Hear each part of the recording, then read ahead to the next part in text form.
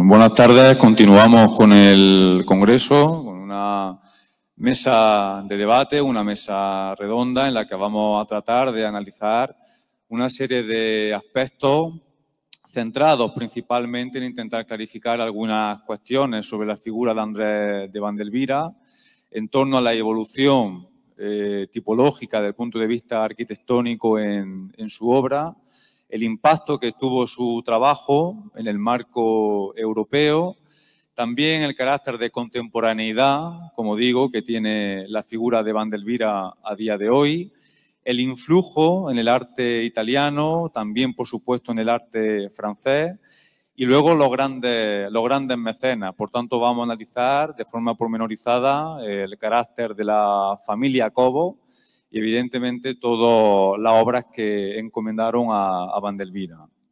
De forma muy lacónica, procedo a presentar a quienes se encuentran a mi lado, empezando a mi izquierda, Sabine Fromel, catedrática de Historia del Arte del Renacimiento, de la Escuela Superior de Arte de París. Una Sabine Fromel que presentó el libro precisamente hace un par de días aquí en Úbeda, sobre Leonardo da Vinci y la arquitectura, un libro magnífico en el que le invito, por supuesto, que lo adquieran, que lo compren, que lo lean, porque es la última gran investigación sobre la figura de Da Vinci y su vínculo con el ámbito arquitectónico. Gracias, Sabine. A mi derecha, Emilio Gil, académico, medalla de oro de las Bellas Artes en 2015. Además, fue la persona que me acompañó en el mes de julio cuando presentamos el libro del arte de la Edad Moderna en Úbeda. Gracias por estar aquí. A Sergio Ramiro y Antonio Ampliato, ambos estuvimos trabajando, somos coautores precisamente del libro del arte de la Edad Moderna. Gracias por acompañarnos, gracias Sergio por estar aquí. Además, puedo anunciar que estamos ya gestionando un proyecto muy importante para la ciudad de Úbeda que anunciaremos en escasos meses, que va a tener un impacto muy importante a nivel cultural para nuestra ciudad. Y en el caso de Antonio Ampliato, también comunicar un trabajo muy importante que está llevando a cabo aquí en nuestra ciudad y que espero también que dentro de pronto vea la luz.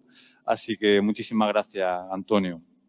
Precisamente voy a empezar por ti, en relación con el carácter arquitectónico de Andrés de Vandelvira. Muchos siempre lo han situado únicamente dentro del ámbito, ¿no?, del Renacimiento, sin ningún tipo de influencia de otros aspectos, de otros elementos.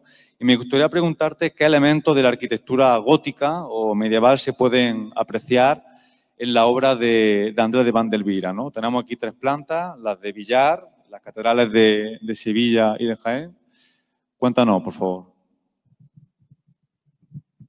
¿Se oye? Sí. Sí. Quería decir en primer lugar que voy a responder a esa pregunta no tanto en aspectos formales concretos como en aspectos, digamos, estructurales de la arquitectura, ¿no? Creo que hay muchas cuestiones que pertenecen a los oficios, a las maneras de hacer, que se transmiten entre generaciones y que de alguna manera son una corriente de fondo en la arquitectura que está un poco por encima o por debajo de los problemas de estilo, de los cambios de época, etcétera. Entonces hay cosas que se pueden realmente, son interesantes de observar, ¿no? Y en este caso creo que hay una de las primeras cosas que se pueden identificar como de alguna manera de herencia medieval en Vandelvira es una cosa elemental. Es una arquitectura que está básicamente modulada, como se puede ver en estas tres plantas, ¿no? La modulación de la arquitectura gótica y también, de alguna manera, la geometrización del organismo románico primero, ¿no?, como nos decía Bruno Cevi hace ya muchísimo tiempo, pues de alguna manera es la consecuencia de la aparición de la mentalidad cristiana en la evolución de la arquitectura occidental. Entonces, cuando se incorporan las tipologías romanas, esas tipologías quieren un uso nuevo y en este caso celebrativo en relación con la fe cristiana y con las creencias, y eso, desde el punto de vista, de muchos puntos de vista, tiene muchas consecuencias, pero desde el punto de vista arquitectónico, nos decía Cebi, lleva a una estructuración profunda del organismo arquitectónico, porque es la imagen de una unidad causal del universo que está en el fondo de la creencia cristiana, ¿no? Y bueno, de ahí a la modulación de la arquitectura gótica, pues simplemente hay que dejar recorrer la historia. Y eso sigue sucediendo después, porque realmente se han empezado a construir así, ¿no? Y se sigue construyendo así. Y se heredan esas maneras, y eso es una herencia en Europa, no es una herencia en España o en Francia, es una herencia europea, incluso en Italia, ¿no? Entonces yo creo que esa modularidad sería la primera de los aspectos, ¿no? La segunda sería también, recurriendo en este caso a Paul Frankel, pues a ver la arquitectura gótica como una arquitectura que es, a mí me parece que desde el punto de vista histórico es una arquitectura espectacular, porque es una arquitectura en la cual el lenguaje arquitectónico adquiere por primera vez una casuística absolutamente propia y está basado en la línea. La línea es el fundamento de la construcción geométrica de la arquitectura, pero también es el fundamento de la expresión plástica de la arquitectura. La arquitectura gótica se establece o se expresa con una continuidad de línea, especialmente cuando estamos hablando, aquí estamos viendo la Catedral de Sevilla y la Catedral de Plasencia. Estamos hablando de un gótico avanzado, ¿no? Que desde finales del 14 y principios del 15, y por supuesto ya a lo largo del 15 y del 16, finales del 14 en Francia, en la Normandía, etcétera, pues el pilar fasciculado se convierte en una base fundamental del lenguaje en continuidad con los abovedamientos, ¿no? Entonces, esa continuidad fluida no puede pasar al Renacimiento, evidentemente, pero sí, de alguna manera, está en la base de esa cierta flexibilidad proporcional del orden.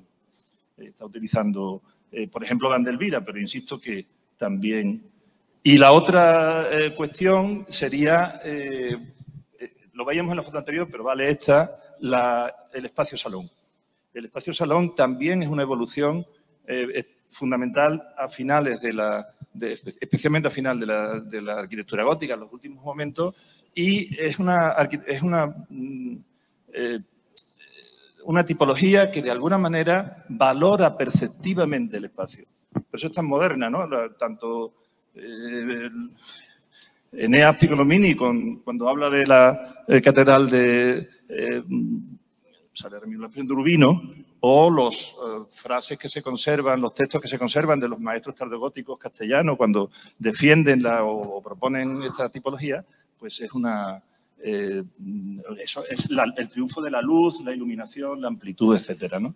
Estas cosas pasan a Van der Wira, por ejemplo, en la Catedral de Baeza, con el estilizamiento del orden, y no pasan solamente, y la modularidad, y no solamente porque se haga esa arquitectura, sino que en estas o en Villacarrillo, en la Catedral de Baeza en Villacarrillo, físicamente hay antecedentes en el propio edificio que ya están planteando estos sistemas, ¿no? Y que Van der Wira de alguna manera los adapta. Sabín, estaba claro que tanto Diego de Siloe como Pedro Machuca se formaron, ¿no? Parcialmente en Italia. Evidentemente luego importaron, ¿no?, la idiosincrasia estilística del Renacimiento italiano aquí en España. Pues Diego de Siloe trabajando con Ordóñez en la capilla funeraria de los Carracciolo, en la iglesia de San Giovanni a Carbonara, Machuca también incluso vinculado al círculo de rafaelesco, al círculo de Rafael Sanzio, también dentro del ámbito arquitectónico vinculado a la obra de Baldassare Perucci, especialmente de Giulio Romano, pero en particular podemos establecer, podemos fijar y aclarar una estancia de Van der Wira en Italia. Gracias. Disgraziatamente mio español è tan male che leer un texto escrito. Este es un problema esencial de la interpretación que hace Van der Wira de Italia. Me pregunto si Van der Wira hubiera acompañado a Carlos V a su coronación en Bologna en 1530. Los jóvenes artistas solían acompañar a la corte en tales ocasiones. En cualquier caso, me parece más probable que los rasgos estilísticos sugieran una fuente de este tipo que Roma. En el Palacio de Dean Ortega, los edículos acentúan la articulación del primer piso colocado sobre un zócalo bajo y se elevan mora quattrocentesco direttamente sobre la cornisa. El sistema non ricuerda el palacio renacentista romano, sino más bien a edificios de Bologna, come el Palacio Albergati, probabilmente disegnato por Domenica Aimo da Varignana, marcado por una estratificación similar de los pisos, y la Cappella Ghislardi a Bologna di Baldassare Peruzzi también se acaba de construir precisamente en el momento de la entrada ceremonial de Carlos V, donde aparece un nicho ahuecado en el pilar que luego, luego aparecería con frecuencia en la obra de Vandivira. Por último, andiamo avanti. Por último, la esquina desnuda del volumen del edificio, tal como aparece en el Palacio Vázquez de Molina, también fue modelata en Bologna a Palacio del Monte, que se atribuye a Sebastiano Serlio o a Alessandro Pasqualini. No, questo non è mio.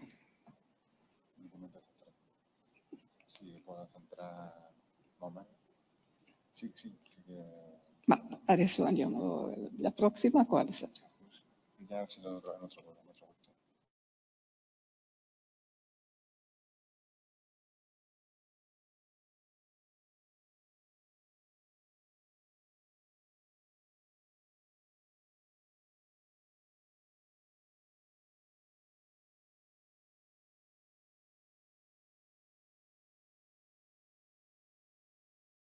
El 521 erano mucho más aptas para la asimilación. El cuarto libro de Sebastiano, 1537, que mostraba reglas para el uso de los 5 órdenes de Vitruvio, así como su aplicación exemplar, gozó del especiale éxito. Vandelvira utilizzò fielmente el orden corinzio di Sebastiano Serlio nella cattedrale di Jaén. No, questo è... ok. Así como en otros edificios sagrados. En Portales se observaban numerosas citas y asimilaciones que sirvieron sobre todo para dar un sabor clasicista a fachadas en las que todavía se observaban en gran medida las tipológicas tradicionales. Entre los numerosos ejemplos, la portada lateral del Palacio Dean Ortega, que he visto, no, antes, ecco, che sigue il modello de las ventanas di Palacio Fosconi Pighini di Baldassare Peruzzi a Roma, la portada sur de la Catedral de Jaén, che sigue el modello del libro straordinario, o los portales de los palacios de Vela de los Cobos y de la Ramba, que asimilan también un modelo del libro straordinario. Atención, non si trata de puras citas, sino de interpretaciones, reinterpretaciones decorativas y adaptaciones inteligentes a un contexto diferente. Un ejemplo muy particular es el portal lateral de la iglesia San Ildefonso a Jaén, que probablemente fue construido por Francisco de Castillo el Joven bajo la influencia de Vandelvira y que combina... Avanti. No. Combina in maniera ingegnosa il frontispizio del quarto libro e il modello del libro straordinario. En cualquier caso se trata de motivos, pero también hay paralelismos, somos sin imágenes me parece, quizá no bajo el segno di un'influenza diretta da Serlio, come quando Vandelvira organizza todo el espacio de la sala capitular de la Catedral de Jaén con ritmo muy complejos derivados del arco triunfal, creando así un espacio homogéneo como hizo Serlio en el patio del castillo de Ancy-le-Franc. ¿Vado avanti o? Dime, ahora okay. Otra pregunta. En el caso tuyo, Sergio, ya que hemos estado hablando de la influencia, ¿no? En el caso del arte italiano, sí me gustaría, además tú has trabajado muchísimo también, ¿no? Los posibles influjos de Vandelvira en este sentido. ¿De qué forma, de qué pueda analizar este tema? Bueno, muchísimas gracias también, en primer lugar, a la organización por este extraordinario congreso y por reunirnos también en este espacio. Hablar del arquitecto, ¿no? En el propio espacio es siempre un lujo, ¿no? Creo que como decía ayer el profesor Marías, es uno de los arquitectos sobre los que hemos reflexionado más, sobre los que hemos trabajado más, ¿no? Y estamos todavía un poco pensando, ¿no? en esa formación, en ese contacto italiano, ese hueco en la biografía de André de Vandelvira en el que pudo hacer ese viaje, ese soggiorno, o el conocimiento libresco y la cultura visual que pudo desarrollar de un conocimiento libresco proveniente de Italia, y eso nos genera problemas también como en lo estructural da soluciones, ¿no? Que conozcan en mayor o menor medida Italia. A mí, en mi caso, yo me he interesado también por las relaciones que las propias obras, las propias arquitecturas generan, digamos, la propia obra es un compendio y, digamos, y un lugar de encuentro de numerosos artífices, ¿no? Y en el caso de El Salvador, en realidad, con un poco de pudor, enseño estas imágenes que son las primeras, no divertimentos, pero un poco las primeras búsquedas de fórmulas de modelos italianos que yo, cuando comencé a ocuparme, en mi caso, del tema de Francisco de los Cobos y su posible relación con Andrés de Vandelvira y con otros artífices que pasan por El Salvador, pues ya sea Jamete o el caso de Julio Aquiles o Alonso Berruguete, generan, de dónde sacan esos modelos esos modelos que algunos vienen de Italia, ¿no? Que como una estampa de Marco Antonio Raimondi que está, digamos, representando a San Marco, puede trasladarse a la piedra en el portal sur, de la portada lateral sur de la catedral, de la Sacra Capilla del Salvador, en uno de los, digamos, de los lugares principales de la portada, ¿no? O como en esa tribuna, ¿no? Del lado del Evangelio de la Sacra Capilla del Salvador, pues algunos modelos nos pueden estar, el modelo de mujer, de Cariátide, nos puede estar recordando a las formulaciones de Perino del Vaga en Palazzo Baldassini en Roma y, digamos, con otros dibujos, como ese detalle de la Biblioteca Nacional, de ese figura masculina de espalda que está en el ámbito de Perino del Vaga, ¿no? Y entonces me preguntaba si artistas como Julio Aquiles, que vienen a España, vienen a trabajar para Francisco de los Cobos en 1533, primero en Valladolid, pero luego va a Granada y viene a Úbeda a comienzos de los años 40 para decorar el Palacio de Francisco de los Cobos y luego se asienta en Úbeda. Tiene una relación con Andrés de Vandelvira, le encarga la traza de su portada, de la portada de su casa, pero que también encontramos dando traza para el diseño de la Sacra Capilla del Salvador, pudo influir ese contacto o debió necesariamente influir Andrés de Vandelvira, y fue otro punto de contacto, digamos, con Italia, una Italia que creemos que no visitó o que no sabemos todavía si visitó. Y eso me parece interesante porque es una manera de acercarse, y Aurelio Pretel estaba mencionando el tema de la figura humana, ¿no? de las figuraciones humanas que van apareciendo en la obra de Vandelvira en los años 40,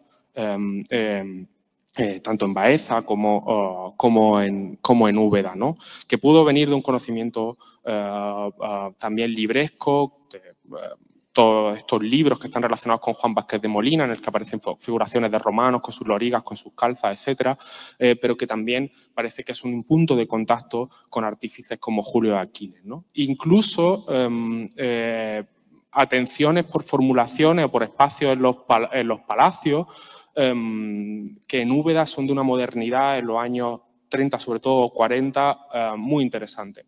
De las primeras apariciones que en cartas nos encontramos del concepto de jardín, vienen en cartas de Francisco de los Cobos al propio Juan Vázquez de Molina, ¿no? En 1534 dice que ha comprado una casa, pero que deja poco espacio para jardín, no huerta.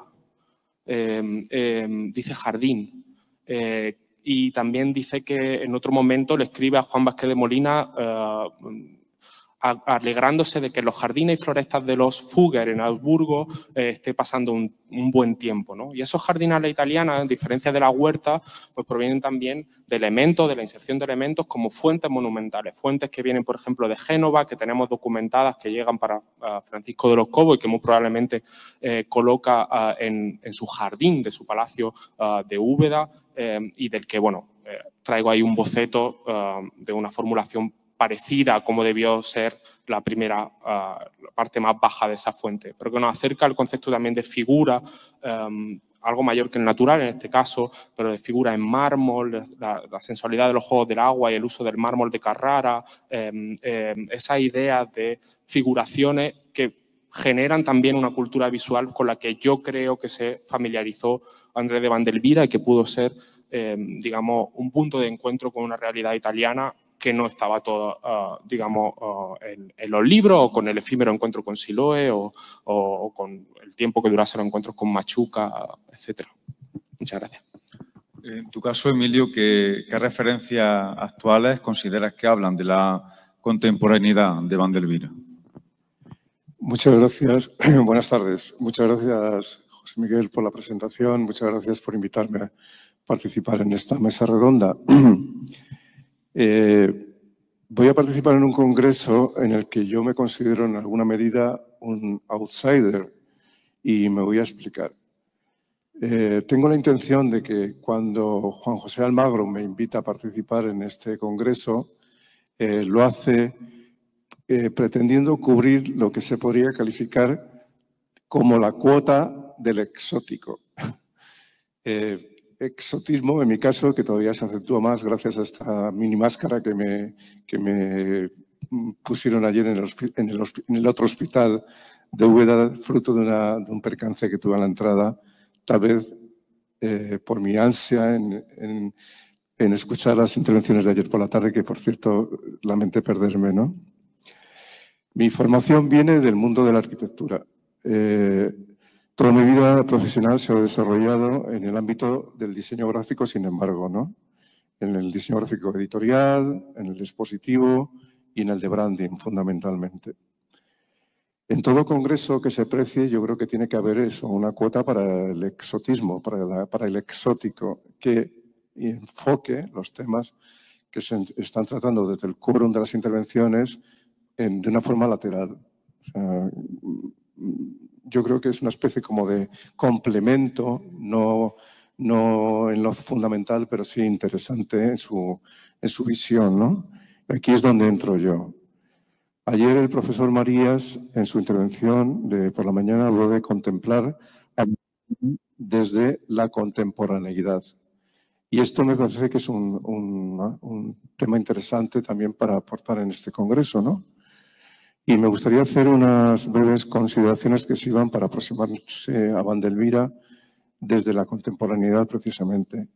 Mirar a Vandelvira con una mirada contemporánea, y la imagen que creé para Año Vandelvira, que por desgracia no podemos proyectar en estos momentos, al estar basada en el suelo de la Capilla del Salvador, que ustedes recordarán perfectamente, me sirve para enganchar con esta contemporaneidad de la que yo quiero incidir, ¿no? Es un ejemplo clarísimo, desde mi punto de vista, de lo que sería un avance, un adelanto en siglos de la corriente artística que luego se etiquetó con el calificativo de op art o arte relacionado con las ilusiones ópticas, ¿no? Obras abstractas que, siendo muchas de las más conocidas creadas en blanco y negro, en las que se utilizan figuras geométricas como rectángulos, cuadrados, triángulos o círculos. Estos patrones geométricos causan la impresión de movimiento, sugieren la existencia de imágenes ocultas, de vibraciones. El observador participa activamente moviéndose o desplazándose para poder captar el efecto óptico, completamente descubriéndolo, combinándolo gracias a las repeticiones de formas, figuras o patrones.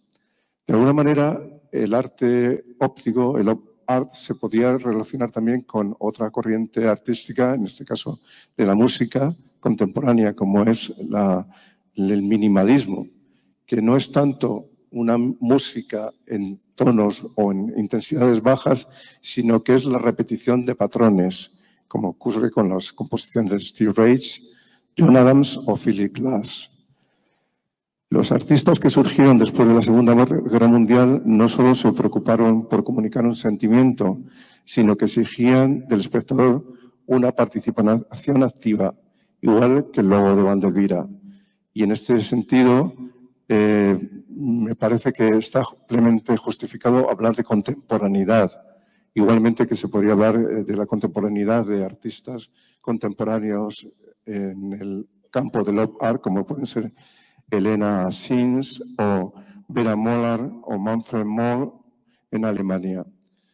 Bueno, es un inicio de lo que a mí me gustaría que se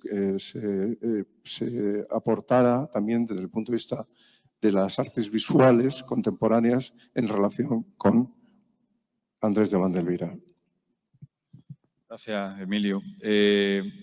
Estábamos vinculando, ¿no? Además y teorizando, como ha comentado la profesora Sabine Fromel, sobre la posible estancia, ¿no? Formación incluso de Vandelvira en Italia. En tu caso, Antonio, me gustaría preguntarte qué analogía podemos encontrar, podemos establecer entre la obra de un italiano como Brunelleschi en la obra de Vandelvira.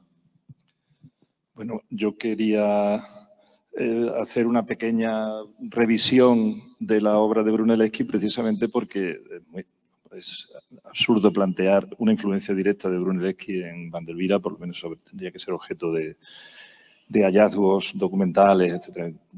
Pero sí es verdad que asociamos la idea de Renacimiento a unas determinadas modelos y a unas determinadas estructuras de lenguaje, etcétera, ¿no? Y me interesa mucho la arquitectura de Brunelleschi, especialmente el relato que construye de ella Leonardo Benevolo, ¿no? Porque Benevolo subraya permanentemente en su estudio sobre Brunelleschi las raíces medievales, o sea, el uso y el aprovechamiento de la experiencia medieval en su arquitectura. Todos sabemos que la arquitectura de Brunelleschi es absolutamente revolucionaria por el nivel de abstracción espacial que es inédito en la historia, ¿no? Y ese juego del espacio tridimensional. Pero tipológicamente, esta ilustración es de Benevolo, tipológicamente está utilizando modelos medievales como el de Santa María Novella, que está a la derecha, para la planta de San Lorenzo. Es decir, hay un apoyo tipológico y también en Brunelleschi se produce la construcción del módulo, que es evidentemente una herencia medieval, como he dicho antes, en toda Europa, ¿no? Porque es algo básico de la construcción de la arquitectura en ese momento, y hace una redefinición del módulo que es absolutamente revolucionaria. Él va a Roma con sus excursiones con Donatello, se trae una colección de piezas fundamentalmente, y con esas piezas construye una nueva gramática que es absolutamente inédita en la historia, que introduce una serie de relaciones geométricas y de abstracción en el espacio que cambian la historia de la arquitectura. algo tan sencillo como el Pórtico de los Inocentes, pues sencillamente es un antes y un después en la historia, ¿no? Y esa modularidad es la misma que está utilizando Vandelvira, como es también, vamos, la misma, quiero decir, obedecen a las mismas circunstancias y son respuestas similares porque las estructuras del contexto ayudan a que sean similares. Aunque la arquitectura de Vandelvira probablemente tiene otros valores, iguales o, en fin, pero no tiene esa obsesión por el espacio tridimensional que domina la arquitectura de Brunelleschi, la de todos los primeros artistas florentinos con la perspectiva, etcétera, ¿no? Pero está usando la bóveda vaída, está usando porque todavía usa el módulo, la campata, que dice Benévolo, ¿no? Y la aditividad de la arquitectura, que independientemente de las tipologías, es algo nuclear en la composición del espacio, ¿no? Entonces, y también desmitificar un poco, con la ayuda de Brunelleschi, pues esa obsesión por la regulación del orden, la definición proporcional, las normas, la ortodoxia, la normativa, porque realmente a mí me pone muy nervioso oír hablar de normativa al hablar de la arquitectura del Renacimiento. La arquitectura del Renacimiento está en permanente cambio y no sé quién es el primero que se le ocurrió la idea de la normativa, pero yo, la verdad, lo tendría que discutir eso porque es una normativa en construcción, o sea, cada generación genera cosas nuevas, ¿no? Y el orden no se define hasta que, de una manera personalizada, indudable, única, hasta que aparecen las reglas de los 5 órdenes de arquitectura o los 10 libros de arquitectura de Palladio. Estamos hablando ya de la segunda mitad del 16, ¿no? Y sin embargo se está trabajando con órdenes en todo el tiempo. Serlio no es ninguna normativa. Serlio da 5 versiones del corintio, 7 del dórico, del jónico. Son todo cuestiones permanentemente abiertas, ¿no? Y Brunelleschi, cuando llega a una arquitectura muy experimental, porque está jugando con una gramática aditiva y tal, y se encuentra en situaciones, esto lo cuenta Benévolo, insisto que lo estoy siguiendo casi literalmente, en el crucero de San Lorenzo, pues que la misma planta tiene que elevar la pilastra hasta la segunda cornisa y lo eleva. No pasa nada. ¿No? Y dice Benévolo literalmente que es una actitud ligada a la tradición gótica, literal. Entonces nos vamos por ejemplo, a la Capilla de los Benavides de Vandelvira y vemos una utilización del orden fantástica en ese retablo de la pared, ¿no? Del centro, que es una cosa absolutamente maravillosa, ¿no? Y al lado está esa columna estilizada hasta el infinito, buscando simplemente tocar la imposta de la bóveda. Es decir, hay actitudes que realmente, en el fondo, es una cuestión de prioridades. El valor de Vandelvira no va a radicar en que la columna sea perfecta. A lo mejor las de la Catedral de Jaén pues, podrían acercarse, pero no es esa, para mí no es ese el valor de Vandelvira. Sabí, efectivamente, la figura de Vandelvira, uno de los grandes representantes del clasicismo en Andalucía. No sé si podamos observar también esta misma tendencia en otros países, como por ejemplo el caso de Francia.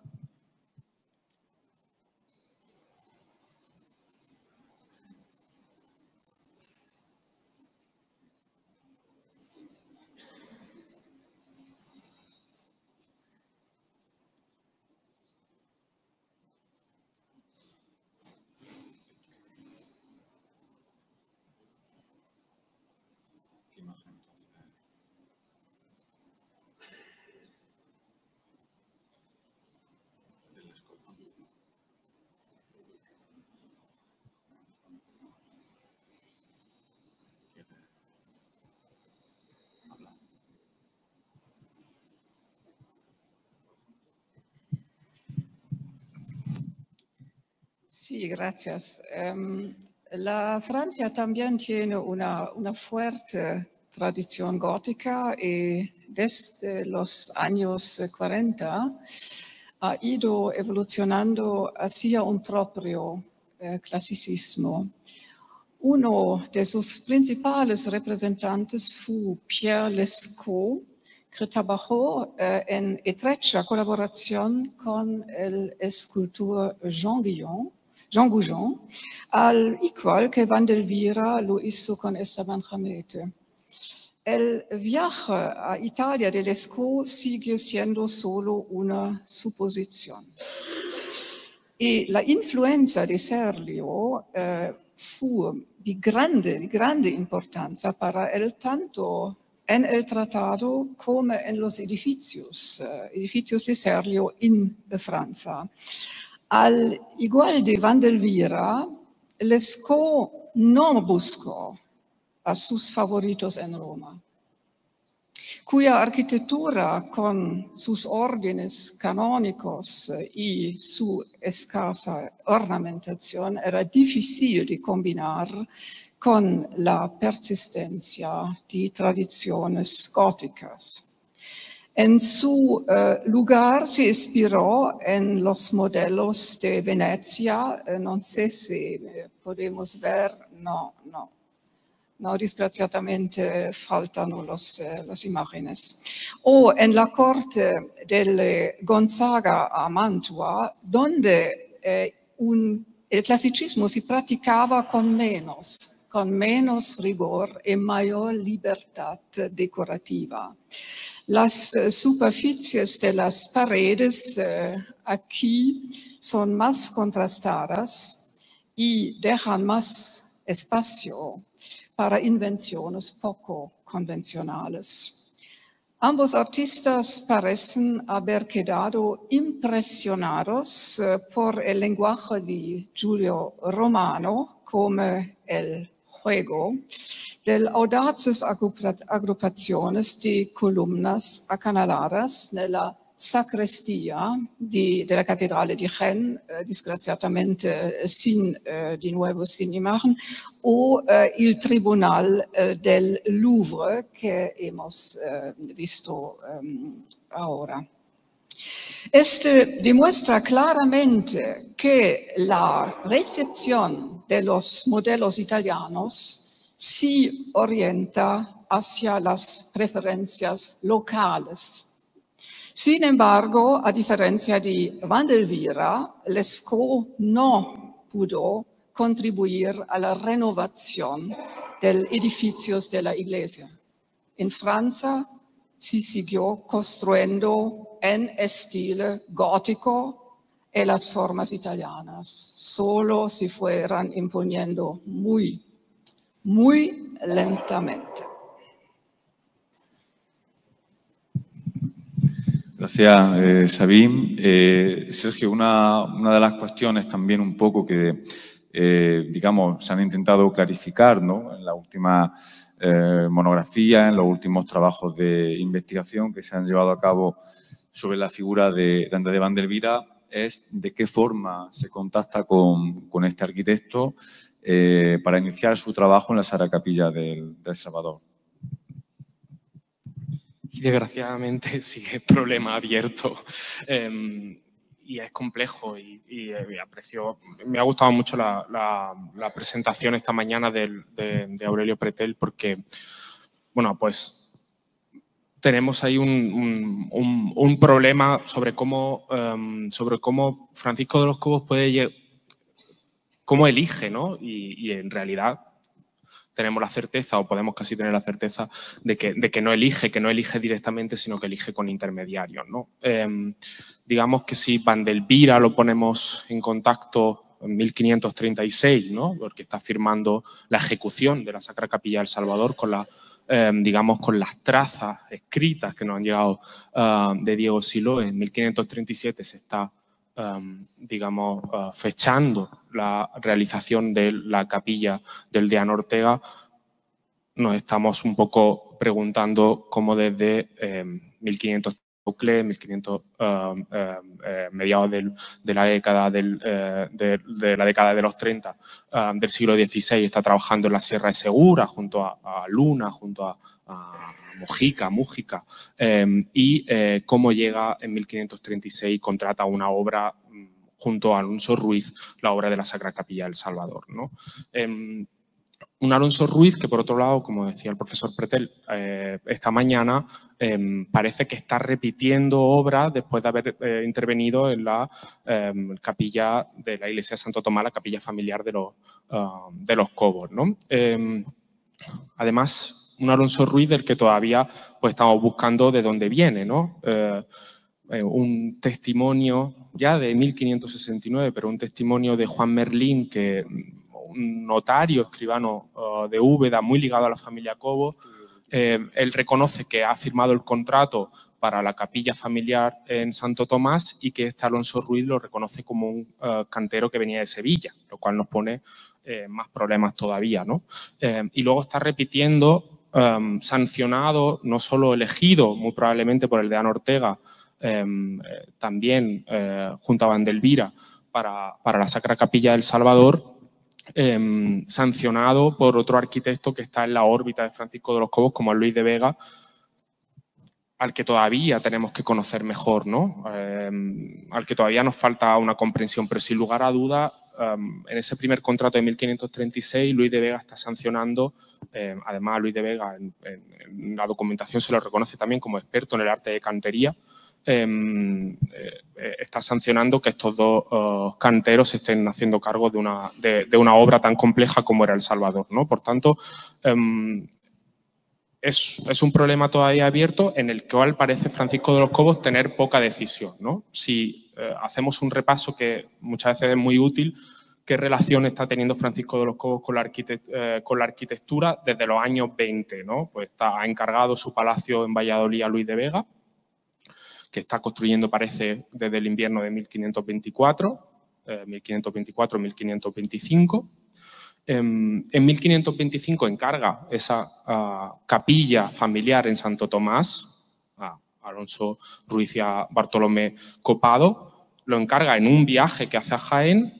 Parece que vuelve al año siguiente, en 1526, acompañando a la corte, que está de viaje desde Granada a Valladolid, donde nacerá en 1527 el príncipe Felipe, y ahí ha tenido que haber algo de la obra, pero no tenemos más noticias de que él esté interviniendo directamente en quién está trabajando.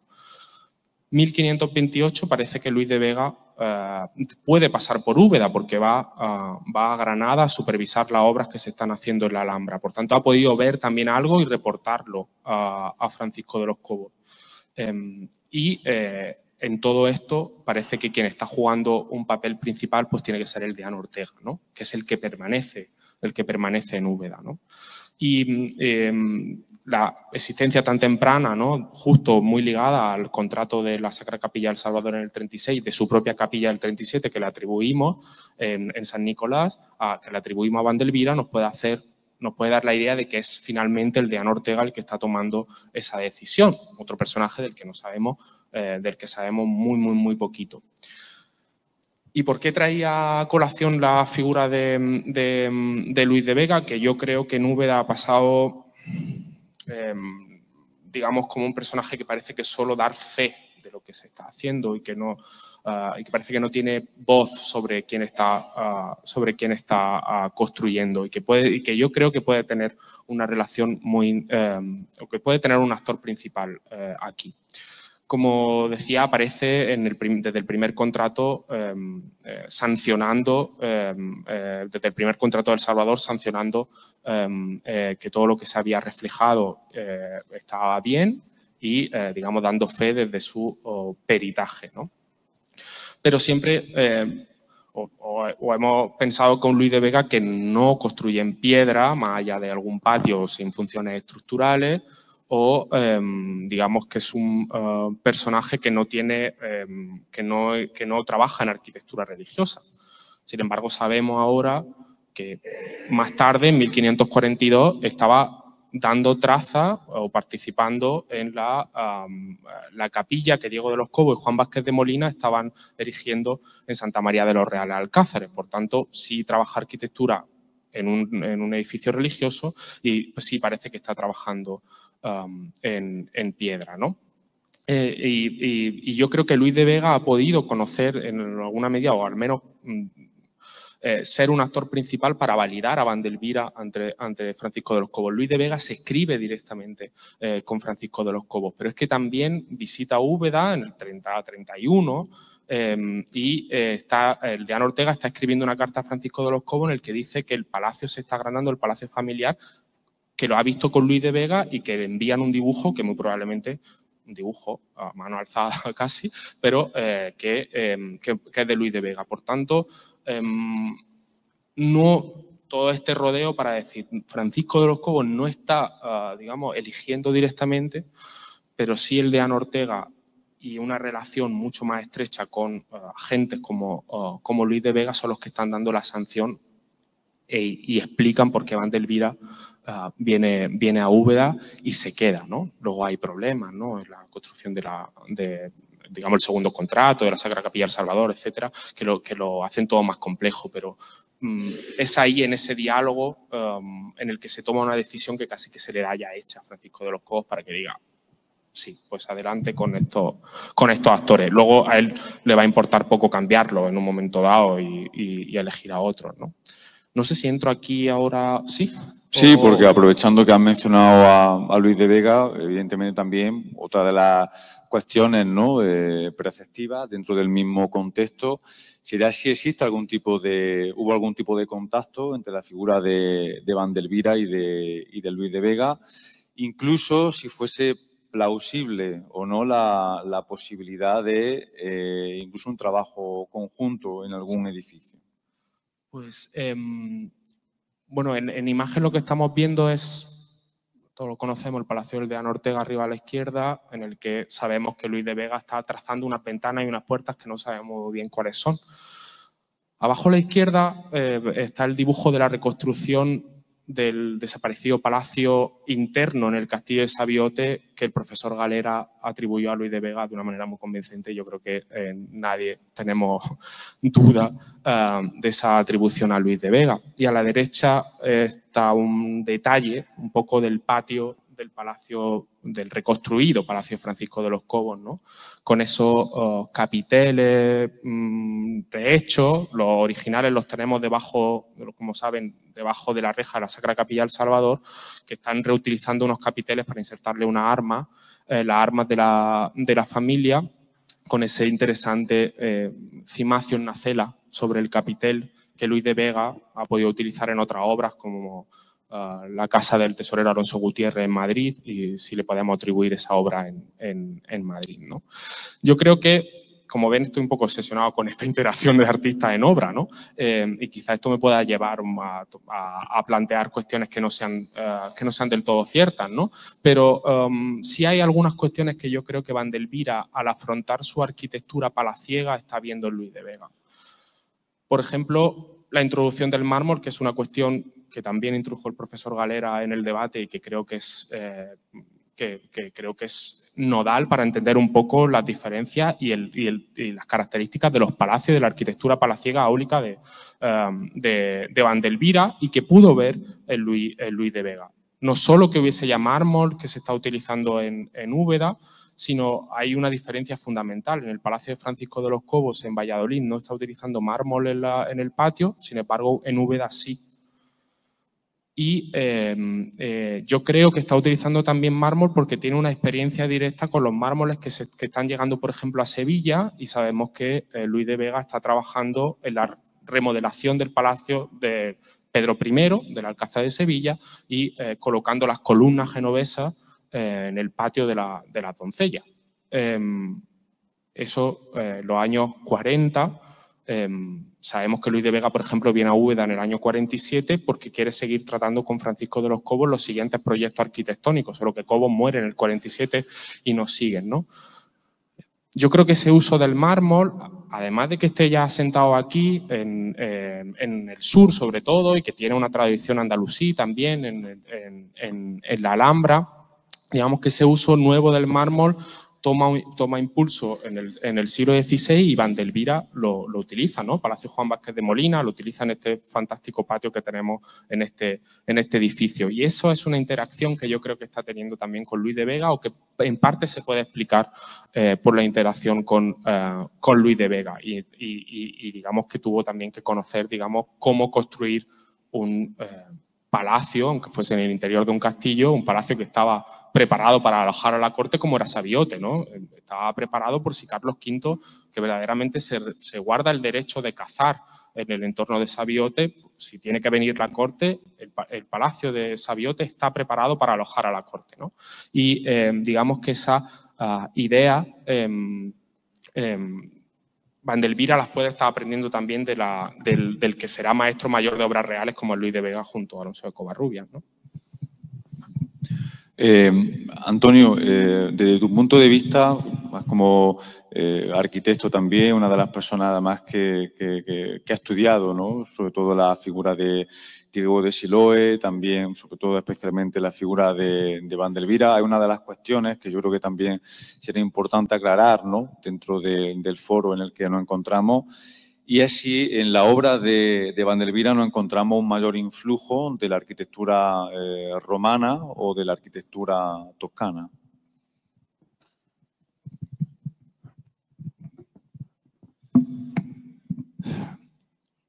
Bueno,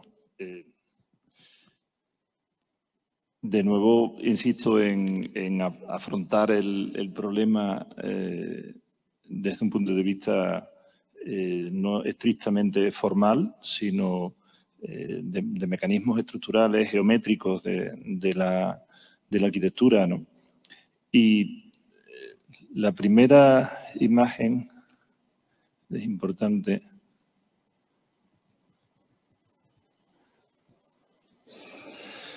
Nos situamos en el año, bueno, no es esta, pero bueno, voy introduciendo. No, es antes. Es la catedral, nos situamos aproximadamente en 1474, aproximadamente, un año en que se están construyendo dos edificios. ¿Bien?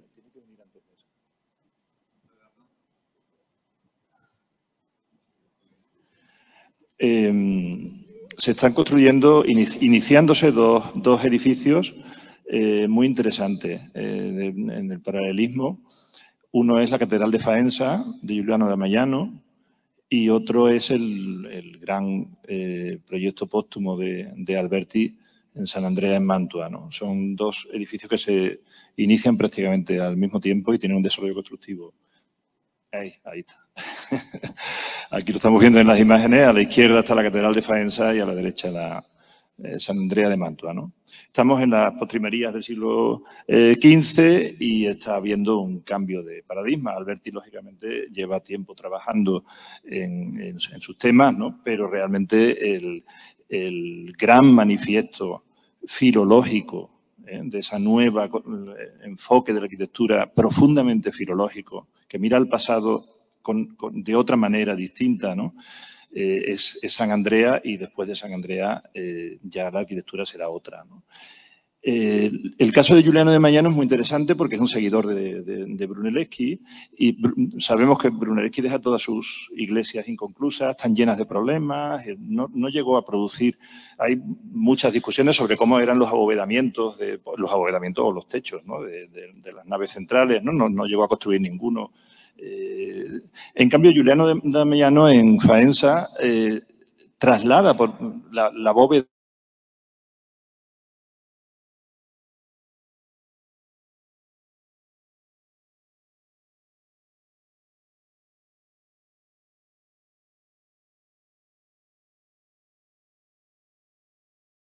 un orden mucho más concentrado en aspectos más puntuales, pero no tan protagonistas de la construcción del espacio, ¿no? Y me parece muy interesante que en Faenza, por ejemplo, la bóveda vaída de la nave central tiene una modulación doble, como un tamaño doble el módulo, como es lógico, ¿no? Y eso hace que en las paredes de la nave central hay un orden alternante. Hay un orden bajo, un orden alto, un orden bajo, un orden alto. Uno atiende a la nave lateral, otro atiende a la nave central, ¿no? Entonces, pues nos vamos, por ejemplo, a las naves laterales de la Catedral de Jaén y nos podemos encontrar un juego muy similar. Es lógico que esté pasando eso, porque son arquitecturas que se están haciendo con puntos de partida que tienen una cierta analogía, ¿no? En el caso de Vandelvira es muy interesante lo que hace, que me parece genial, ¿no? Que es ese orden intermedio en el que no lo deja como embocadura de los arcos, sino que lo continúa verticalmente y lo mata con una ventana. Es decir, es un ejercicio de contradicción absoluta y absolutamente intencionado, entiendo, una manera de trabajar. Pero es muy interesante ese planteamiento, ¿no? Entonces, ¿qué influye más, la arquitectura toscana o la arquitectura romana? Hay un mar por medio y creo que hay una información de partida. Evidentemente, Vandelvira conoce a Serlio. y está trabajando, pero la distancia es demasiado grande y los modelos locales son también demasiado, las costumbres son demasiado fuertes como para plantear que la arquitectura se está construyendo solo y exclusivamente con la información que nos está llegando, ¿no? Por otra parte, el planteamiento de Alberti es un embudo que nos lleva a Roma y allí a Bramante, Perú, ya todo el mundo estudiando la arquitectura romana hasta construir un corpus. Pero claro, no deja de ser un hecho local. O sea, es muy difícil pedirle a un arquitecto en Jaén que esté absolutamente obsesionado con la reconstrucción filológica de la tipología romana. Es que no tiene sentido. Tendrá que hacer otra cosa, ¿no? Entonces, los ritmos, por ejemplo, pues ahí sí que en Vandelvira nos encontramos genialidades. Ahora aparece, para mí, el verdadero Vandelvira, ¿no? Hay un ritmo normal, digamos, aditivo en la sacristía de Jaén, en la sucesión de bóvedas vaídas. Pero esas bóvedas vaídas están apoyadas en un orden antropomórfico que Vandelvira lo utiliza claramente para producir una situación de ligereza, ¿no? El orden no toca el suelo. Ayer se presentó aquí un libro, lo he estado hojeando y me ha apasionado porque es un libro magnífico sobre Vandelvira en los archivos de Úbeda. Y encontré, de las cosas en las que me paré, fue la noticia del contrato de Vandelvira para terminar 2 paredes laterales en el Palacio Vázquez de Molina, ¿no? Y es apasionante porque Vandelvira le llama, a la tercera planta le llama galería y a las 2 primeras plantas le llama el orden arquitectónico, ¿no? Y la tercera planta es evidente que no es una galería, pero ¿qué pasa? Que está utilizando precisamente un orden antropomórfico y unas ventanas ovales para romper la continuidad del orden, ¿no? Es lo mismo que está pasando en la sacristía del Salvador, ¿no? Y en cambio aquí, por ejemplo, en esta, pues también tenemos un orden ternario, pero claro, la intromisión de las torres hace que el orden, la bóveda central, tense a las otras y se produce un espacio sincopado. Ahí es donde está apareciendo esa. Y por otra parte, lo último ya, Vandelvira trabaja también la bóveda de cañón. Evidentemente, la conoce de sobra, pues seguramente a través del libro Las Antigüedades de Serlio, como mínimo, ¿no? Es muy interesante ver cómo la formalización de estas bóvedas vuelve a recordar a Brunelleschi, recuerdan más las bóvedas de la Capilla Pazzi con esa necesidad que siente de darle continuidad a la línea del orden en la bóveda, que no es la bóveda de casetones, ¿no? Pero también frente a el orden sereno, continuo, estático, ¿no? Del espacio para la conversación, está la sacristía, donde vuelve a jugar con la levedad del abovedamiento, en este caso con un recurso también genial, que es repetir la corona de arcos, la del orden menor, repetirla arriba para que la bóveda quede apoyada en un orden amensulado y no contacte con el orden mural, ¿no? Y vuelve a crear esa sensación de levedad y de expansión en el espacio. Sabine, ¿cómo valora la influencia o el papel de Vandelvira en la arquitectura europea?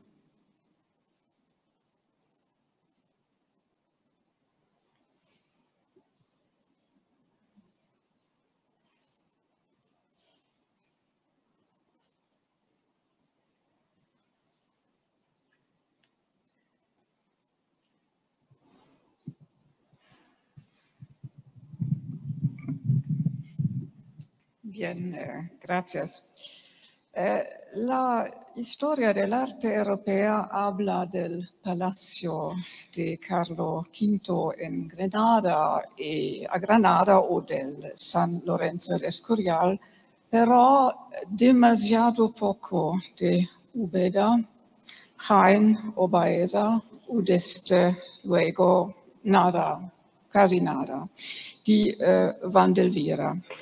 Úbeda es uno de los ejemplos más importantes del clasicismo temprano que apenas puede encontrarse en ningún otro lugar de Europa fuera de Italia. Basta pensar que españoles como Diego Siloe o Pedro Machuca y estudiaban en Roma o en Nápoles entre 1508 e 1520 y che non fue hasta 1533, cuando un arquitecto francés, Philibert Delorme, viajó a Italia y desarrolló su clasicismo bajo esta influencia. Francia acogió a muchos italianos, Rosso Fiorentino, Serlio, Vignola, Primaticcio, que fueron de gran ayuda para el desarrollo de la arquitectura y de un propio clasicismo, mientras que en Andalucía, Siloé, Machuca y Vandelvira hubieron casi solos. Esto debería reconocerse más ampliamente en la historia de la arquitectura europea, también Úbeda, como centro de migración europea, donde se combinan elementos italianos y elementos franceses, que vemos ahora en esta imagen a sinistra del Palazzo Vázquez de Molina y a la derecha la tumba di Jean Goujon della Cattedrale di Rouen, quindi combinan elementos italianos y franceses con una tradición local. Gracias, Sabine. Precisamente esta imagen que acaba de analizar la profesora Sabine Fromel. En tu caso, Emilio, ¿hasta qué grado no puede alcanzar o puede lograr la belleza, la figura, la obra de Vandelvira?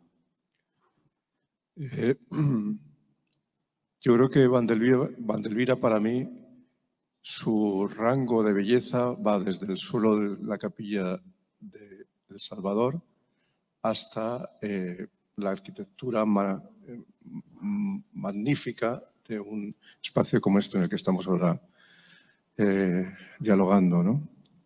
Es un auténtico recorrido, es un espectro de belleza que está en lo ornamental y está en lo geométrico, está en la modulación, está en un montón de detalles grandes y pequeños, ¿no?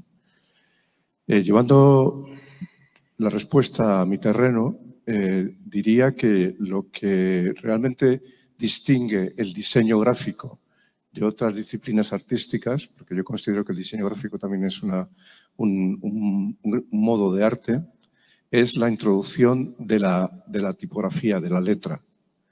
En arquitectura también aparece a veces aparece la letra, por ejemplo, en los vítores. Es uno de los casos donde aparece claramente la tipografía aplicada, en este caso, a fachadas, ¿no? Pero al final el abecedario son 28 módulos. Básicamente son 28 módulos. Módulos, unas manchitas que generalmente aparecen en negro sobre fondo blanco y que combinados convenientemente forman palabras, forman frases, forman relatos que incluso pueden emocionar o cambiar el mundo. Yo creo que al final el trabajo de Vandelvira también se basaba en algunos aspectos, se basaba en lo modular. De hecho, él es un maestro cantero también. La cantería no deja de ser una combinación de módulos, en definitiva, ¿no? Que construyen muros, construyen edificios, construyen obras de arte. En ese sentido, me parece que yo valoro la belleza de Vandelvira.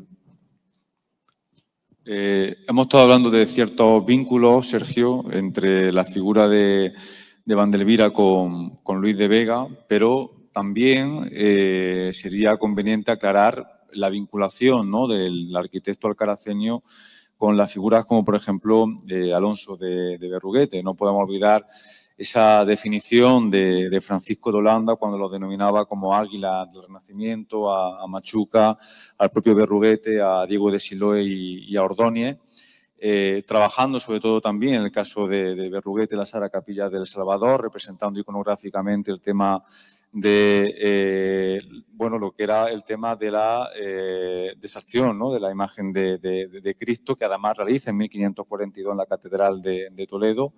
¿Qué vinculación podamos establecer? Y si hay, desde luego, algún tipo de prueba que ratifique, ¿no?, ese vínculo.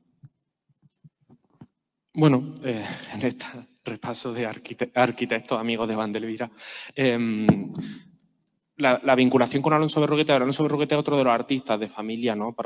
Siempre que digo de familia me refiero fundamentalmente a Francisco de los Cobos, aunque no solo, ¿no? En familia en sentido alargado, ¿no? En sentido amplio. Ay, me ha desaparecido un poco o no, bueno, da igual, lo digo yo. Y volviendo un poco al trabajo de Alonso Berruguete, que sabemos que es un artista bastante cercano a la familia desde muy pronto, ¿no? En Valladolid, ¿no? Muy pronto tenemos, no solo Francisco de los Cobos, María de Mendoza también, ¿no? En 1533 tenemos como la primera prueba escrita en la que Alonso Berruguete escribe una carta, tenemos la minuta, el borrador, pero escribe una carta a la propia María de Mendoza, la que le pide protección, ¿no?, frente a los frailes de San Benito de Valladolid, es decir, y está escribiéndole a ella, no le está escribiendo a él, que eso me parece muy, muy importante, ¿no? Sabemos que Alonso Berruguete, lo sabemos desde antiguo, ¿no?, que Alonso Berruguete es el autor del retablo mayor. Yo he defendido que hay dos retablos, o hay dos proyectos de retablo, uno previo a la muerte de Cobos, porque se dice que se le está dando ciertas imágenes de devoción para que Alonso Berruguete realice el retablo de la Sacra Capilla del Salvador, y no es el retablo que finalmente tenemos de la Transfiguración, ¿no? Sabemos también que ese retablo Berruguete lo manda desde Toledo. Ha estado fechado, Cobos muere en 1547, después se debe de cambiar el modelo, así opino yo, y en los años 50 se está instalando el retablo que viene de Toledo, se está instalando en la Sacra Capilla del Salvador. Y ahí tenemos un testimonio, el testimonio de 1569, famoso de Andrés de Vandelvira, en el que dice que él trató y concertó ese retablo, que él sabe muy bien que costó 2.500 ducados y las cifras no me bailan, y que él luego hizo otro banco para sentarlo que costó otros 500 ducados, ¿no? A mí ese tratallo y concertallo, como dice en su testimonio, me ha llevado a pensar, pues, que la comunicación tuvo que darse, evidentemente. Y con ese tratallo concertallo, ¿a qué se está refiriendo, ¿no? A mí la idea que me sugiere eso es que, evidentemente, Berruguete necesitaba medida del retablo que tenía que realizar, y que mejor que el maestro de la obra para darle las medidas, para darle la colocación, no sé si para darle incluso la entrada de luz que pudiera tener la capilla que había construido, ¿no? Pero verdaderamente necesitaba todos esos detalles técnicos, que no sé si lo estaba consultando con la familia, o más bien los tendría que estar consultando con quien está tratando de hacerlo, ¿no? Y ese es el testimonio que se ha borrado de arriba de 1569, ¿no? Esa relación temprana entre Andrés de Vandelvira y Alonso Berruguete puede reforzarse con otra hipótesis que le voy a lanzar, ¿no? Pero en ese mismo testimonio de 1569 se habla que grandes maestros vienen a Úbeda y a Sabiote previamente a ver la escultura del San Juanito de Miguel Ángel, que evidentemente pues, tuvo que ser atractiva para artistas que estén interesados, evidentemente, por una obra de Miguel Ángel, aunque sea un Miguel Ángel temprano, aunque sea un Miguel Ángel todavía siglo XV, ¿no? Me imagino que Alonso Berruguete tuvo que generar o le generó interés ver esta obra, que pudo saberlo incluso por la familia. En contra, rema la idea de que no encontramos rastros de consecuencias que tuviese el estudio de esa obra en la obra de Berruguete, pero bueno, eso es algo que tampoco, no sé si estoy yo en grado de poder asegurarlo, porque no soy un estudioso de Berruguete ni mucho menos, ¿no? Pero digamos que Berruguete pudo venir a Úbeda, también me parece algo bastante plausible. Y aquí un poco en cómo esas relaciones se pudieron generar y en cómo esos contactos se pudieron generar y se pudieron mantener en el tiempo, me parece interesante poder explorar nuevas vías, ¿no? Y nuevas vías que están un poco relacionadas también con obras tardías de Vandelvira. Evidentemente, Diego de los Cobos tiene que consultar con Vandelvira. En su testamento deja muy claro que se va a enterrar en una bóveda que hay que construir una bóveda para hacer una cripta de 12 pies. Es decir, está dando incluso medidas, ¿no? Está tratando con el arquitecto para construir, digamos, el panteón que estaba en esta iglesia.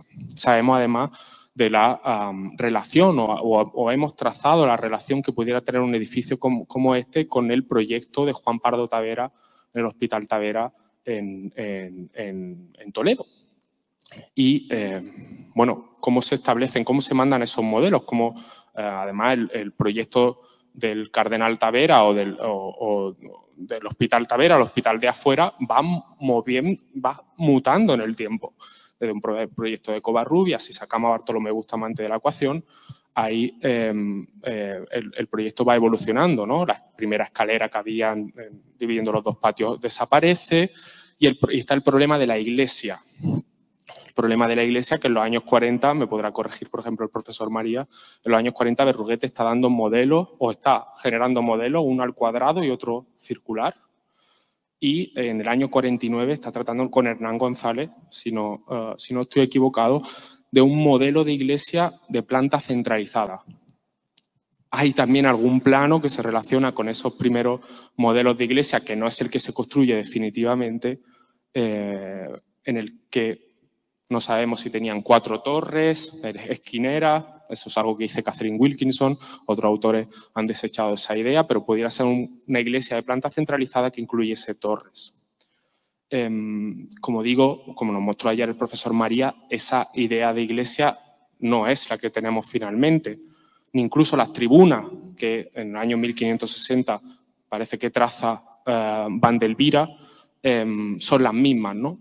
Pero esa idea de planta centralizada, Vandelvira tiene su propio recorrido, pero también pudo provenir del contacto con artistas como Berruguete, que son contactos, creo que tempranos, ¿no? Que son contactos de los años 40 y que se pueden mantener por vía intermediada o por contacto directo, ¿no? Por concertar obras como el propio retablo del Salvador. Y eso pudo tener, digamos, yo creo que pudo tener también alguna incidencia en la traza de plantas como esta iglesia, que puedan reflejar alguna de las ideas que sí tenemos que teníamos en Toledo y que finalmente no se hicieron, ¿no?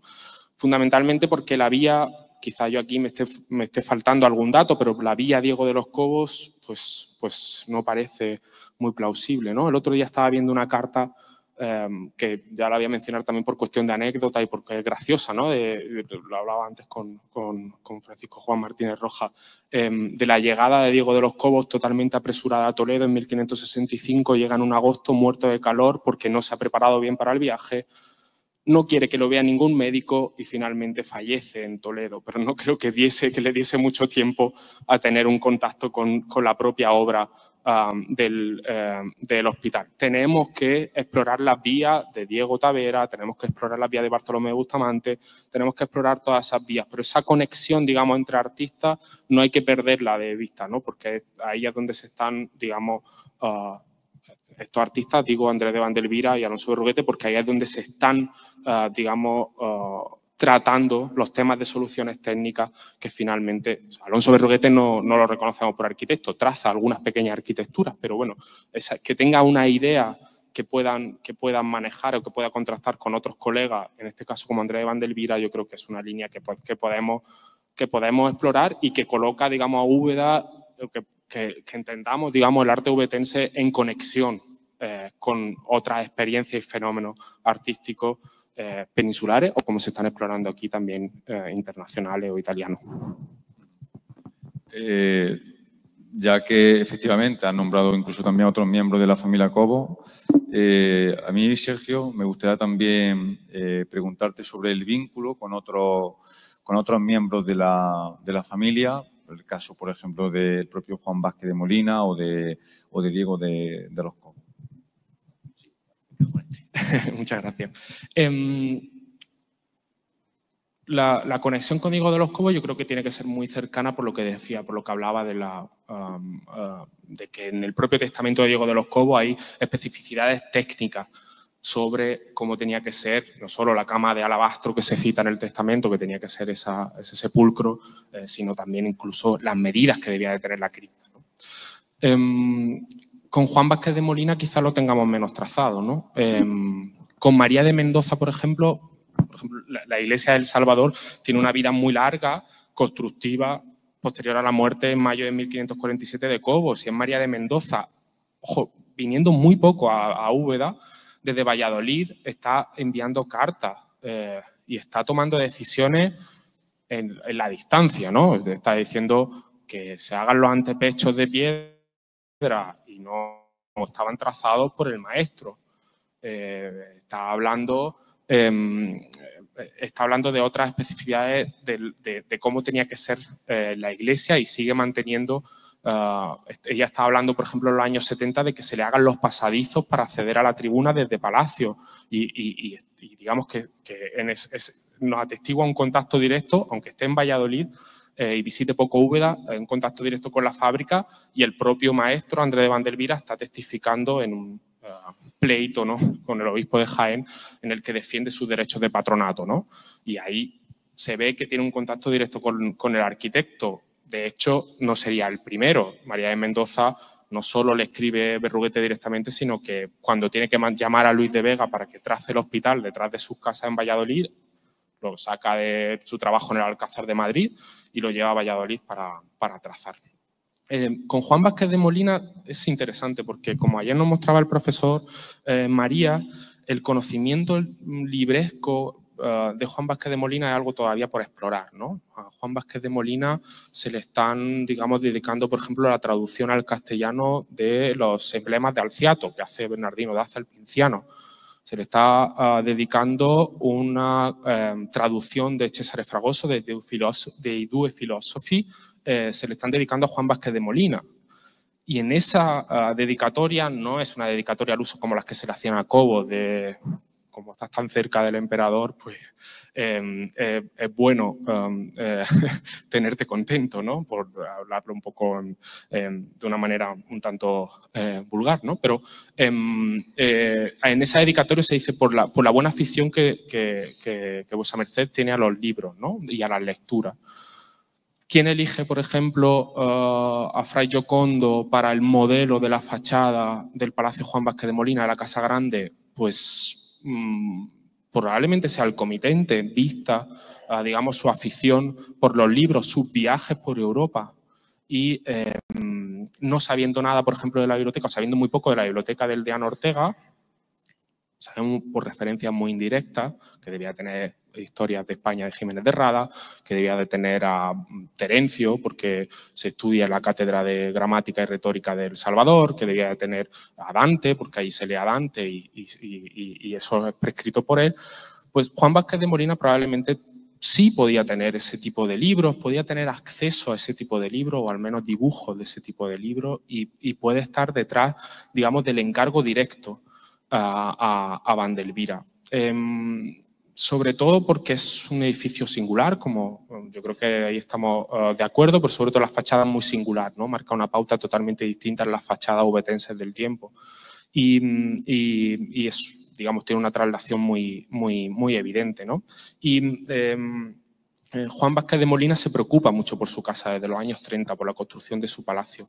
Entonces, bueno, me muevo siempre en la hipótesis, es algo que yo quiero seguir trabajando sobre la figura de Juan Vázquez de Molina, del que sabemos muy poco, pero muy probablemente proveerle de esos libros, de ese conocimiento mucho más erudito de lo que hasta ahora hemos pensado de él y de otros modelos, por ejemplo, de arquitectos de la corte, por ejemplo, y ya termino, lo prometo.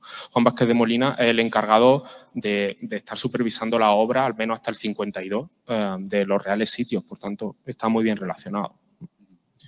A mí, Antonio, me gustaría, para ir concluyendo, Desde tu punto de vista, ¿qué aportaciones realiza Vandelvira en la arquitectura?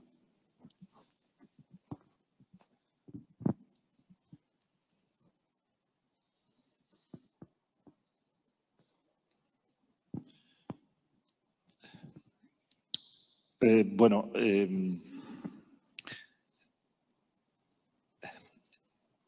la intervención anterior he terminado poniendo cierto énfasis en aspectos de Vandelvira que entiendo son, digamos, resultado de una actitud creativa ante la arquitectura, ¿no? La levedad de las bóvedas de la sacristía del Salvador, o este ritmo sincopado de las bóvedas de la iglesia, ¿no? Que ahora lo vamos a ver un poco más en relación con determinadas operaciones en planta, ¿no? Yo creo que lo que interesa realmente o valorar en la obra de Vandelvira es precisamente, como de cualquiera de los grandes arquitectos que ha habido en la historia y que nos interesan por eso, ¿no? Es precisamente el aspecto creativo, es decir, lo que añade, ¿no? No lo que imita o lo que se parece a, sino lo que añade en su operar, ¿no? Y para mí la arquitectura es el arte del espacio, y entiendo que la creatividad del arquitecto se manifiesta fundamentalmente en la estructura espacial. Si no te importa, poder poner anterior un momentito, porque vamos a ver dos ejemplos. Uno es la intervención de Vandelvira en El Salvador, lo que añade a la iglesia del Salvador, y luego el Hospital de Santiago, ¿no? Entonces, lo que interviene Vandelvira es parte de un conocimiento, de una conciencia muy clara del proyecto de Siloé, donde, entre otras serie de cuestiones que no vamos a abordar ahora, se está generando un eje transversal coincidiendo con el arco toral en el que se encuentran la geometría de la nave y la geometría de la capilla mayor. Y ese espacio es un espacio conscientemente producido, porque se está produciendo precisamente la conexión con las dos piezas de planta cuadrada que están situadas a ambos lados, ¿no? Que en el proyecto original de Siloé, que se conoce por sus condiciones, no estaban abiertas por arcos, sino que estaban abiertas por puertas. Y Vandelvira interviene en ese eje transversal. Entonces, en un lado coloca la sacristía en una posición inverosímil, precisamente el trabajo que se refería antes José Miguel, en el que estamos empeñados un poco, es tratar de ver en qué medida en la evolución urbana de la manzana influyen en esta posición de la sacristía de Vandelvira algún pie forzado. Pero, desde luego, yo el resultado ya lo tengo claro, es decir, me da igual, porque o bien elige la posición porque se le cruzan los cables y lo hace así, fantástico, o bien utiliza un pie forzado y lo resuelve, fantástico, o sea, que lo incorpora a su... Entonces, da exactamente igual, pero bueno, es un hecho histórico interesante si se pudiera dilucidar, ¿no? Entonces, la posición es inverosímil, pero él prolonga el eje de Siloé con un retorcimiento, con una tensión casi escultórica. Lo interesante es que en el otro extremo también está operando. Debajo de la torre, la bóveda que él coloca en la antigua sacristía, la que convierte en antesacristía, es una bóveda que Siloé en sus condiciones la define como de crucería simple. Y él construye una bóveda que es idéntica a las interiores de la sacristía, a las que él construye en la sacristía, solamente que de planta cuadrada, y en la sacristía están tensionadas porque se convierten en plantas perlongadas, ¿no? En el otro lado construye una bóveda que tiene una falsa perspectiva, es decir, lo que hace es que está prolongando verticalmente el espacio. Está operando igual en los dos extremos, bueno, igual, de una manera análoga en los dos extremos del eje. Ahí creo que está operando Vandelvira con una libertad de creación espacial que me parece absolutamente increíble, ¿no? Y en el hospital, por terminar con este aspecto un poco de Vandelvira como inventor, ¿no? Que las tipologías es evidente la influencia del hospital de Távera, pero yo me quedaría básicamente con la idea de que hay una iglesia suelta al final. O Es decir, eso es lo que está prácticamente definiendo con un cuerpo previo, ¿no? Ahora, la cuestión es cómo Vandelvira juega sus cartas en esta tipología, ¿no? Yo creo que hay una relación muy interesante entre la lonja previa, donde las torres, ayer hablábamos informalmente de la desmesura de las torres, yo creo que esas torres están tensionando transversalmente la lonja, no la fachada, sino incluso todo el espacio de la lonja, donde el muro está quedándose con una proporción de hueco macizo prácticamente absurda. Y sabemos además que esas ventanas se agrandaron cuando el edificio pasó a ser hospital, pero las ventanas originales eran más estrechas todavía. Es decir, la proporción de muro era mucho mayor. Es un muro absolutamente tenso del que se ha expulsado el orden arquitectónico, porque el orden arquitectónico también deformado ha pasado al frente externo. Es decir, se está generando un intervalo espacial en el producto de una tensión de expansión. Luego viene la forma cuadrada, estática del patio, es el punto de equilibrio, y el mismo cuadrado del patio es el que sirve de fundamento a esta iglesia. Es el mismo cuadrado, está ahí dibujado en azul, si tomamos los muros del fondo y los dos muros frontales, ¿no? Y en ese espacio cuadrado las torres se intrometen con una tensión completamente contraria. Es decir, ahora es la constricción o la densidad, no sé si tiene que ver probablemente con el carácter funerario de la capilla. No sé si pudiera tener que ver con eso, pero en cualquier caso las torres están entrometiéndose en ese cuadrado de la planta y es la intromisión de las torres la que está provocando todas las alteraciones rítmicas de las bóvedas, ¿no? Y es muy interesante que la intromisión de las torres, por un momentito por favor la planta anterior, la intromisión de las torres provoca en la planta de la iglesia una forma en H, muy característica. Y es muy interesante ver que en los cañones de los brazos laterales los artesonados están llenos de H's. Creo, por lo que yo no me podía entretener ahora, pero creo que vamos, puedo afirmar, por lo que he podido observar, que los dibujos en las bóvedas de Vandelvira tienen mucho que ver con las estructuras de los espacios, ¿no? Y me parece que no es nada indiferente esa H metida dentro de un cuadrado que está en las naves laterales, ¿no? Yo creo que hay una generación del espacio que me parece absolutamente innovadora y creativa, ¿no?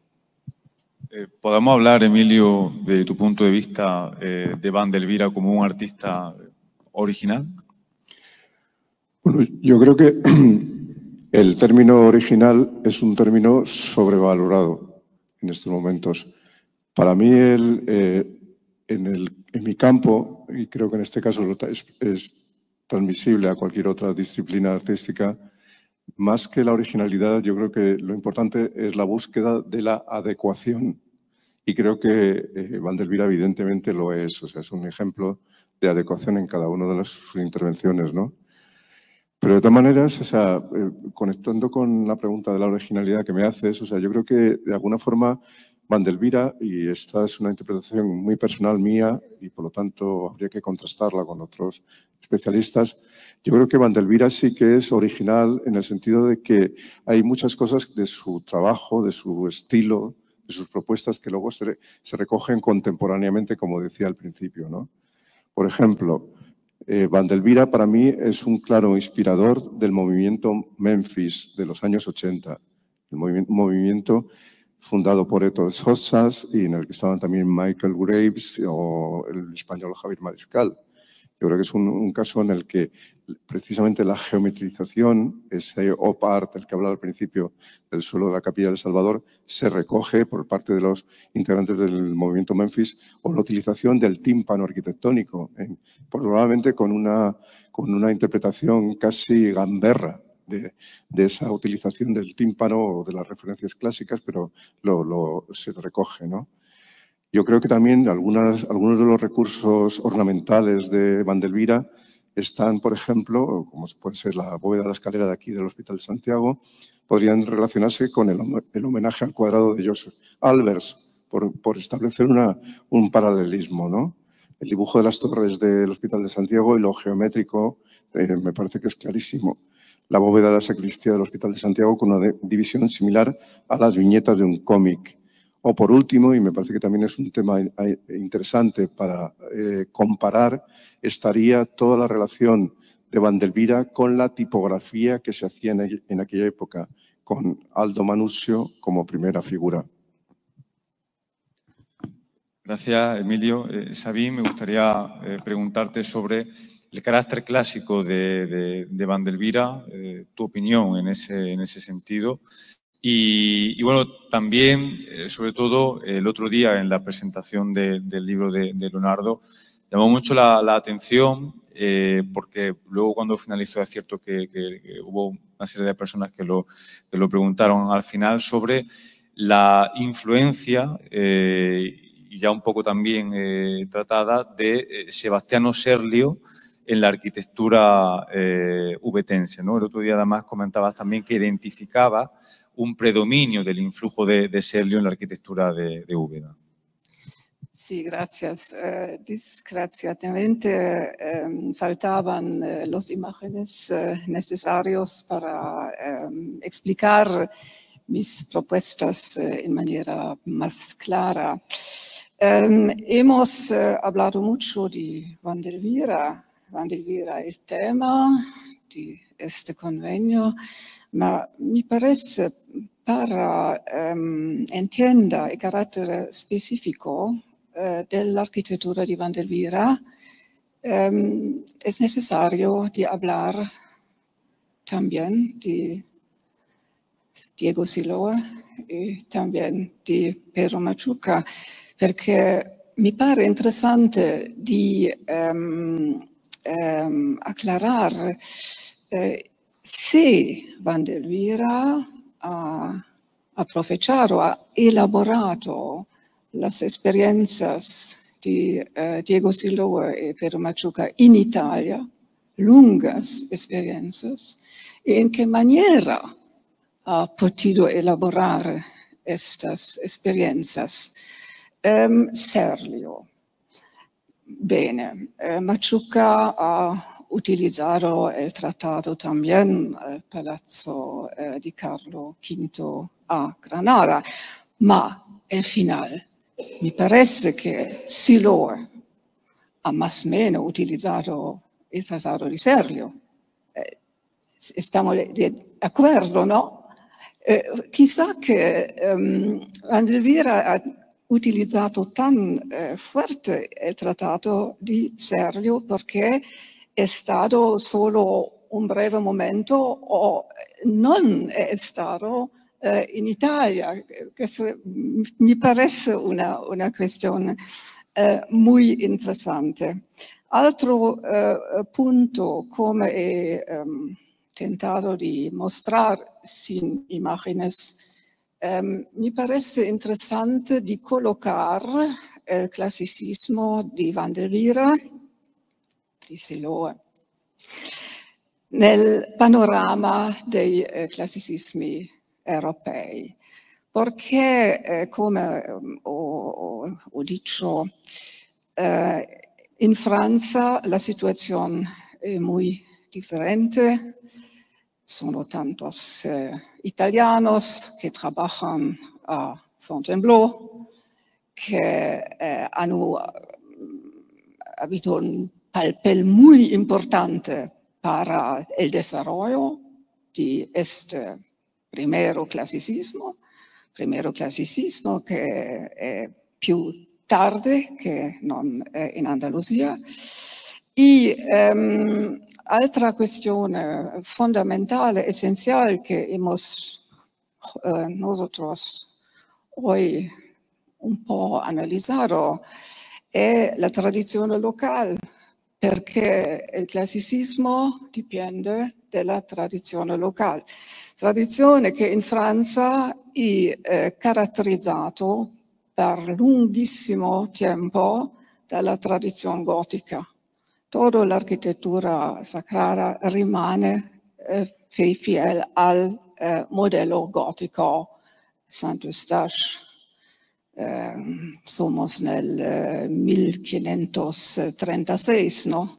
quando si empieza la costruzione di Ubeda, la Piella Plaza, si concepisce in idiomas góticos, come modello Notre Dame de París. Entonces la situación es muy diversa. En Andalucía sono dos tradiciones, ¿no? El gótico y árabe. Y me parece per questa razón los arquitectos hanno questa enorme capacidad de asimilación y de reinterpretación de también un'altra tradizione, quella dell'Italia. Questa capacità è muy menos desarrollada en Francia. Entonces, me parece, para entender en manera más clara il carattere specifico di questo clasicismo en Andalucía, sería muy interesante quizá desarrollar juntos una reflexión europea, internacional, su in modo, la manera como el clasicismo ha desarrollado en diversos países en Europa. Antonio.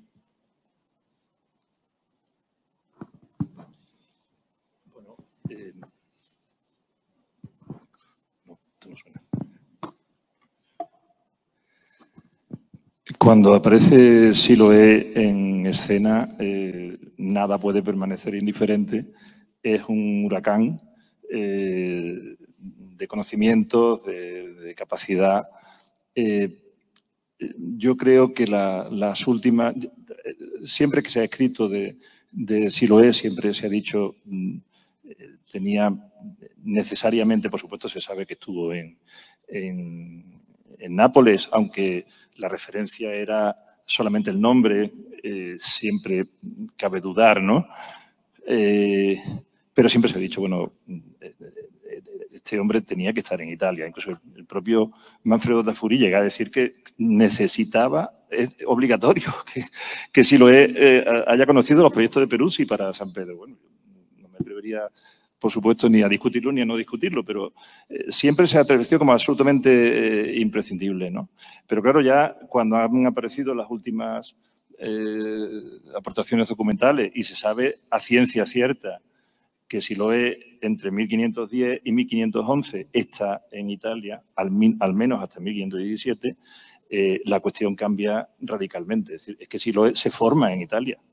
Prácticamente, o sea, se pelea con Bigarni y abandona el taller en 1508. También se ha insinuado alguna vez que ese abandono del taller de Bigarni tenía que ver pues, probablemente con una huida o en compañía también probablemente de Bartolomé Ordóñez, porque los dos serían amigos de juventud con seguridad, ¿no? Y se tiran tiran para adelante, ¿no? Y se forman, es que se forman en Italia. Entonces, Siloé, aparte de su capacidad personal como arquitecto, que ha habido muchísimos investigadores de primer nivel internacional para valorar la figura de Siloé, por supuesto, basta mencionar a Tafuri o a Rosenthal, por supuesto, ¿no?